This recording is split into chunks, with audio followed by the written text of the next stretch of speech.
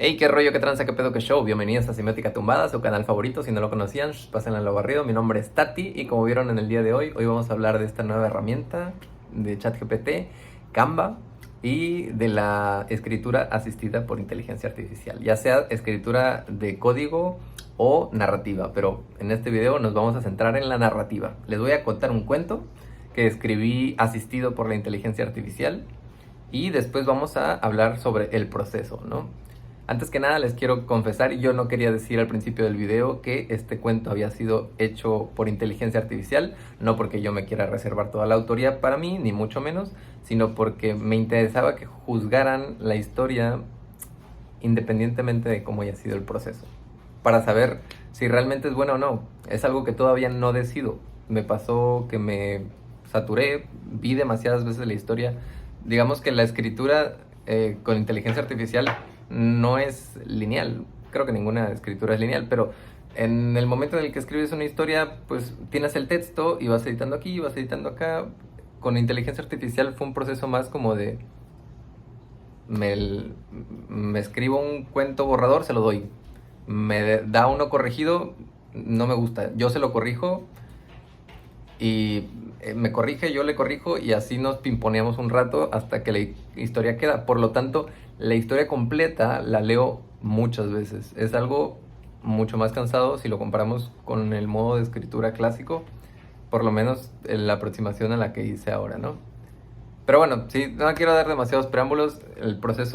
Sobre el proceso quiero hablar después. Primero voy a leer la historia y ustedes juzguen, ¿no? Vamos a ver. Voy a poner aquí la camarita. Ok. ¿Listos? En los recuerdos de Felipe, por cierto, el cuento se llama El velo de obsidiana. En los recuerdos de Felipe, su padre siempre olía a canela y a libros viejos. Las tardes de su infancia estaban teñidas de un dorado crepuscular, filtrando a través de las cortinas del estudio donde su padre guardaba tesoros en forma de tomos antiquísimos y artefactos misteriosos. La magia, Pipe, le susurraba a su padre, usando el apodo que solo él pronunciaba. Es el lenguaje secreto del universo. Juntos descifraban jeroglíficos inventados. Trazaban círculos de tiza en el suelo de madera y conjuraban espíritus benevolentes con risas y gestos grandilocuentes. Para Felipe no había diferencia entre estos juegos y la realidad. Todo era igualmente mágico. Pero llegó un invierno en que la magia pareció fallar. Su padre, en otro momento un coloso de sabiduría y fortaleza, se fue desvaneciendo como un espejismo en el desierto. Felipe observó, impotente, cómo la enfermedad lo consumía, transformándolo en una sombra de lo que fue. La última noche, con la luna llena asomándose tímidamente por la ventana del hospital, su padre le hizo un gesto para que se acercara. Con un hilo de voz casi inaudible le dijo: "El velo entre los mundos es delgado, Pipe. Sigue buscando y nos volveremos a ver". Un suspiro, un último apretón de manos, y Felipe sintió como algo fundamental en el universo se desgarraba. Los años pasaron, pero el eco de aquella promesa nunca abandonó a Felipe. A sus 26 años, su habitación era un reflejo caótico de su mente inquieta. Estanterías atiborradas de grimorios y tratados esotéricos, paredes cubiertas de símbolos trazados con tiza y en el centro, un altar improvisado que parecía cambiar de propósito con cada luna nueva. Las noches las pasaba sumergido en las profundidades de internet, navegando por foros oscuros en busca de conocimientos prohibidos. Cada libro, cada ritual, cada experiencia inexplicable era un paso más en un camino cuyo destino ni siquiera él se atrevía a nombrar. Fue durante una de esas noches interminables cuando lo encontró. El post apareció como un susurro en la pantalla. Explora las frecuencias primordiales del cosmos, descarga resonancia ancestral y descubre tu verdadero potencial. Uy. Perdón, disculpen. Estaba arreglando el plano. Felipe sintió un escalofrío recorriendo su espina dorsal. Sin pensarlo dos veces, hizo clic. El programa se instaló con una fluidez antinatural. La interfaz era minimalista, casi hipnótica. Bienvenido, buscador, parpadeaba la pantalla. Prepárate para sintonizar las vibraciones fundamentales del universo. Los primeros días con resonancia ancestral fueron reveladores. Felipe se sumergía en meditaciones guiadas que lo transportaban a lugares que parecían existir entre la realidad y el sueño. Templos de geometría imposible, junglas de un verde sobrenatural, cielos que cambiaban de color con cada respiración. Pero algo estaba cambiando.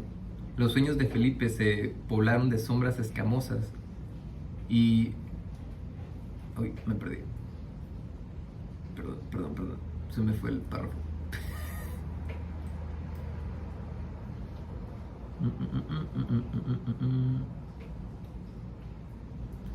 Perdón, ya.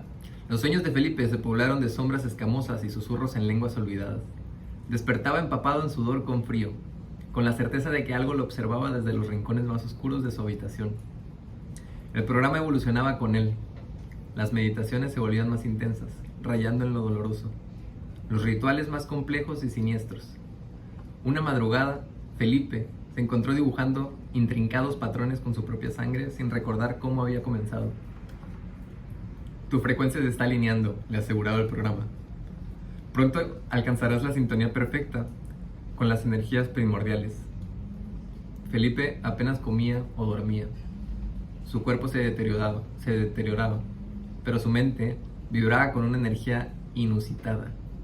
Veía señales en todas partes, en las grietas del techo, en el vuelo de los cuervos, en el zumbido de los aparatos electrónicos.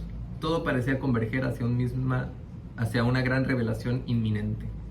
La noche del ritual final llegó sin anunciarse. Felipe preparó su habitación siguiendo una intuición que parecía venir de otro lugar. Velas negras, incienso de copal y en el centro su computadora y el visor de realidad virtual. Con manos temblorosas se colocó el visor. El mundo virtual cobró vida a su alrededor, más real que nunca. Avanzó por un sendero de obsidiana hacia un círculo ritual que palpitaba con luz propia. El aire se sentía denso, cargado de una presencia antigua y poderosa. Las sombras danzaban a su alrededor y un siseo constante resonaba en el fondo de su mente. Felipe llegó al centro del círculo y símbolos que no reconocía brillaban bajo sus pies. Cerró los ojos y comenzó a recitar las palabras que fluían a través de él, como si las conociera desde siempre. Un escalofrío recorrió su cuerpo. Algo estaba mal, terriblemente mal. Cuando abrió los ojos, ya no estaba en el templo virtual. Se encontraba suspendido en un vacío insondable, y frente a él, una presencia colosal se materializaba en la penumbra.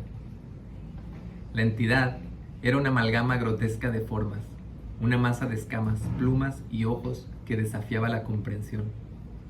Sus ojos, negros como el espacio entre las estrellas, se clavaron en el alma misma de Felipe. Bienvenido, buscador, resonó una voz que era a la vez un susurro y un rugido. Has atravesado el velo. Felipe quiso gritar, quiso arrancar el visor de su rostro, pero su cuerpo ya no le pertenecía. Estaba paralizado, atrapado entre dos mundos. De repente, la forma de la entidad comenzó a cambiar. Las escamas y plumas se desvanecieron, reemplazadas por rasgos familiares. Felipe contuvo el aliento, su corazón latiendo con una mezcla de esperanza y terror.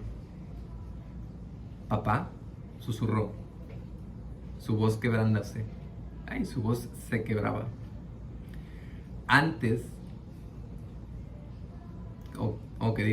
Ante él, la imagen de su padre, tal como lo recordaban sus días más felices. La sonrisa cálida, los ojos brillantes llenos de amor y sabiduría. Por un instante, Felipe creyó que todas sus búsquedas habían valido la pena. «Has llegado lejos, Pipe», dijo la figura con la voz de su padre. «Estoy orgulloso de ti». Felipe extendió su mano, anhelando el contacto. Pero en el momento en el que sus dedos rozaron la imagen de su padre, la ilusión se destrozó. La sonrisa se torció en una mueca inhumana. Los ojos amorosos se volvieron pozos de oscuridad infinita. La voz, antes reconfortante, se convirtió en un siseo. que lava la sangre. Soy Tzitzimictli, reveló la entidad. Su forma fluctuando entre el Padre amado y el horror cósmico.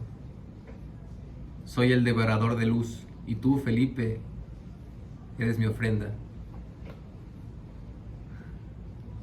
En este momento, Felipe comprendió la terrible verdad.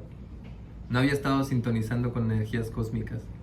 Cada meditación, cada ritual, lo había ido vaciando, preparándolo para este momento. Había estado alimentando a esta entidad con su propia esencia vital.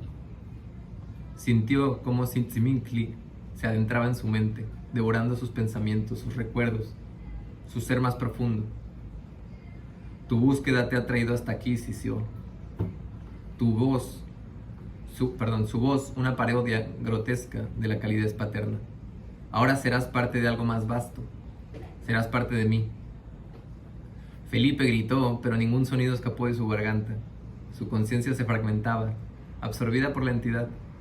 En sus últimos instantes de lucidez, un pensamiento fugaz cruzó su mente. La imagen de su verdadero padre, sonriendo entre libros polvorientos y promesas de magia verdadera. En el mundo físico, el cuerpo de Felipe se estremeció una última vez antes de quedar inmóvil. El visor aún conectado, sus ojos abiertos, pero vacíos. La pantalla de su computadora parpadeó con un mensaje. Sintonización completa. ¿Deseas continuar explorando las frecuencias cósmicas? En algún rincón del ciberespacio, Tzitzimictli se regocijaba, momentáneamente saciado, pero eternamente hambriento. Resonancia ancestral seguía activo, esperando a su próxima víctima, a otro buscador ingenuo que creyera poder jugar con las fuerzas más allá de su comprensión. En los foros oscuros de internet, un nuevo post apareció. ¿Deseas explorar los secretos del cosmos? ¿Anhelas conectar con las energías primordiales del universo? Descarga Resonancia Ancestral ahora. La verdadera iluminación te espera. Ok. Les doy un momento para que lo procesen, para que comenten si les gustó. Y si no hace falta, continúo con mi discurso. Digamos, que hubiera tardado más escribiéndolo yo, sí, probablemente sí. Sí fue más rápido que escribir yo desde cero, con los codos en la mesa y con una hoja blanca y un lápiz solo. Sí, claro que es más rápido. También fue mucho más estimulante. Digamos que, si bien no todas las ideas se me ocurrían a mí, yo sí era la persona que elegía qué idea entraba y qué idea no. Y por otro lado, pues yo sí que puse mucho de mi cuchara. Hay muchos momentos en los que lees un texto de la inteligencia artificial y dices, puta, no, es que es muy obvio. O sea, es muy obvio que va a pasar esto, o es muy grandilocuente, o es demasiado descriptivo, o es... Ahora sí que es una cuestión de tono. Ves el texto entero, piensas qué fue lo que me transmitió, qué momentos salté y dije, puta, esto no tiene mucha coherencia. Y vas haciendo una lista de las cosas que quieres corregir mientras lees el texto, ¿no? Una vez escrita la lista, ya leído el texto, le digo, corrige esto, ¿no? Y entonces hace su corrección. Claro, porque al principio dije que iba a hablar sobre esta herramienta ChatGPT Canva. Quiero comentarles de esto también, porque esto acaba de salir hoy. Cuando tú estás haciendo un programa por ChatGPT o un cuento, hay momentos en los que quieres editar una parte de la pieza final, ¿no? Es como el in-painting de las fotos, ¿no? Hay momentos en los que te sale una imagen chingona, pero hay un detalle que no te gusta y quieres cambiar ese detalle. Y no se puede, o por lo menos no se podía antes, ¿no? Tienes que hacer de una imagen en una imagen por completo. Bueno, lo mismo con el texto. Si tienes un texto que es un cuento o un programa, si hablamos de código, pues tienes el texto y al lado tienes el chat. ¿no? Si esto es, si esto es tu pantalla, pues de aquí para acá, todo esto es el Canva y de aquí para acá, todo es el chat.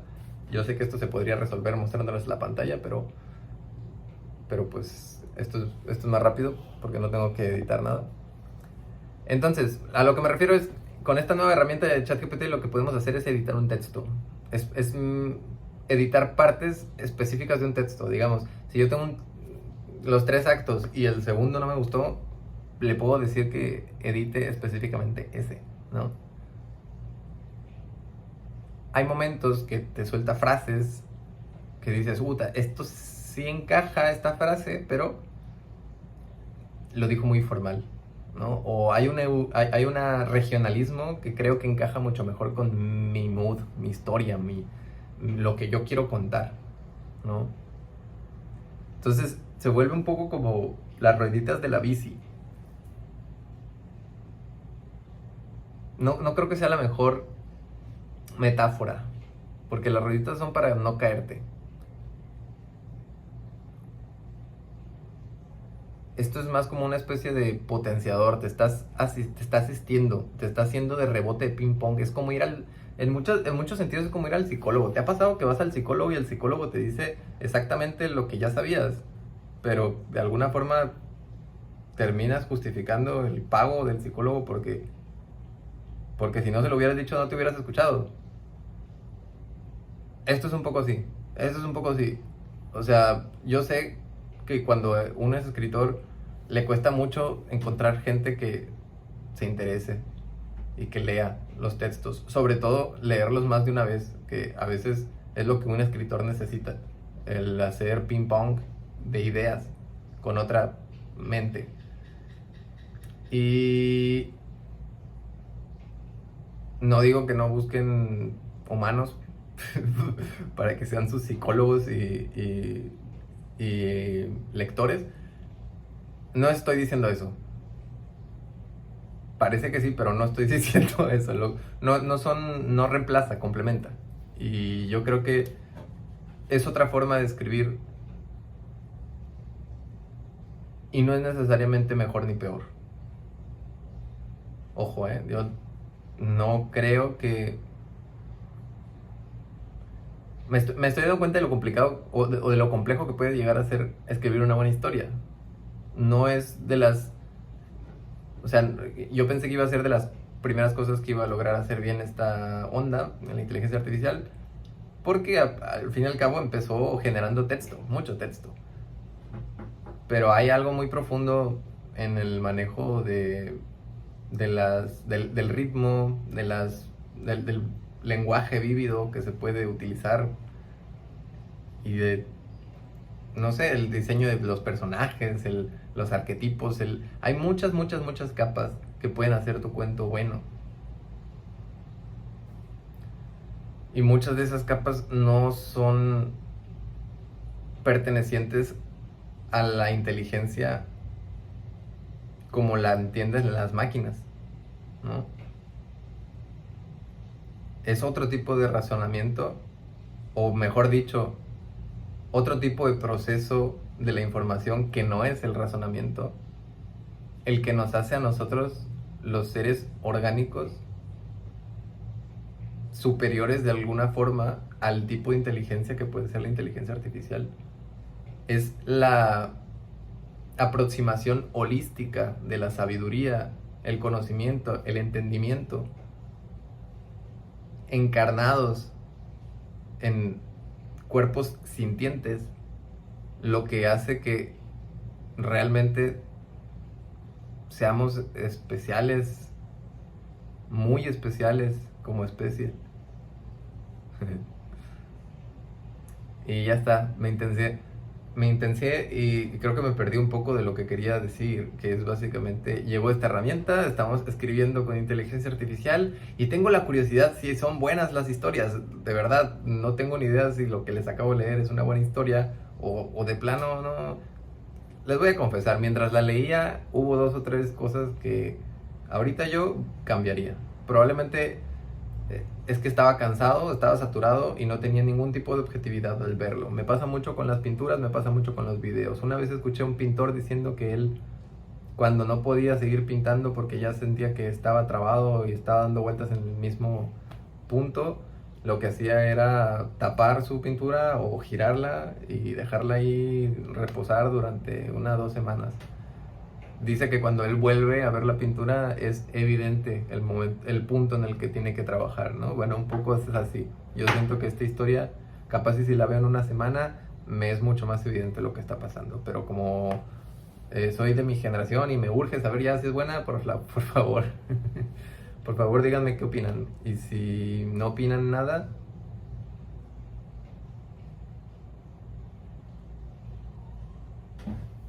y si no opinan nada, pues no, pues no comenten. Así va la cosa en esta live. Bueno, muchas gracias. Nos vemos mañana.